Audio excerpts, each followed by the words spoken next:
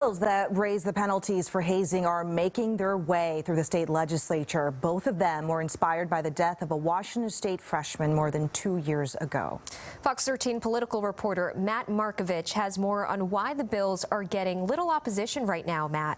Yeah, hazing is said to be about initiation, but it's really about peer pressure to be a part of a fraternity or a sorority or a club or even an athletic team. And it was the lack of real penalty, says the mother of Sam Martinez. And that's enough of a reason for state lawmakers to pass Sam's bill. An autopsy revealed that 19-year-old freshman Sam Martinez died of acute alcohol poisoning after a pledge event at the Alpha Tau Omega Fraternity at Washington State University. Sam was handed a half-gallon bottle of rum by his big brother and told to drink the family drink. Says his mother during remote testimony for what is being called Sam's bill, making hazing a felony, much stiffer jail time if the hazee gets hurt. It is unacceptable that this state's response to hazing is a shrug and a slap on the wrist. Of the 15 people involved, the person who gave Martinez the rum got 19 days in jail. The others, a day or two of community service, not for hazing, which is already a misdemeanor in the state, but for the much lesser crime of supplying alcohol to a minor in a plea deal because it took prosecutors more than a year to file charges. The statute of limitations expired after 1 year because hazing is only classified as a misdemeanor.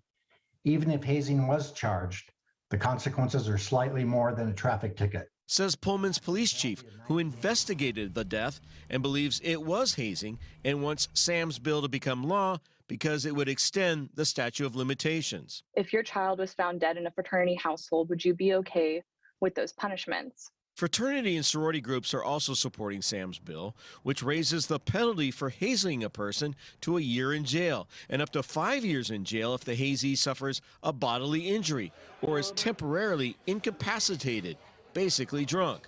Nationwide, 55% of students report hazing of some form in order to participate in a student club, join a fraternity or sorority, or athletics, and 95% of the cases go unreported. What is the message we are sending to those who haze when a young man dies and the consequences for those responsible are so minimal?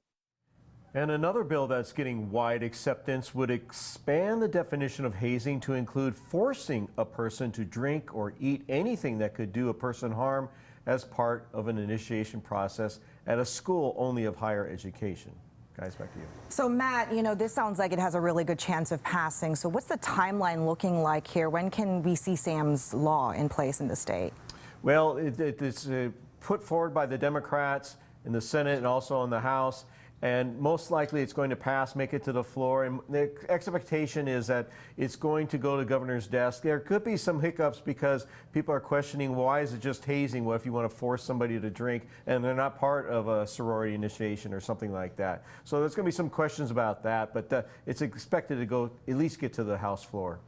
Yeah, this is also gaining support from other sororities and fraternities. But what does this look like in other states compared to Washington State? Well, Washington State actually is lagging behind in this because 14 other states have already made hazing a felony. And some states don't even have a requirement that the person has to be, force-fed a drink or eat or anything like that. So Washington's law is not as strict as these other states, so it's actually lagging behind.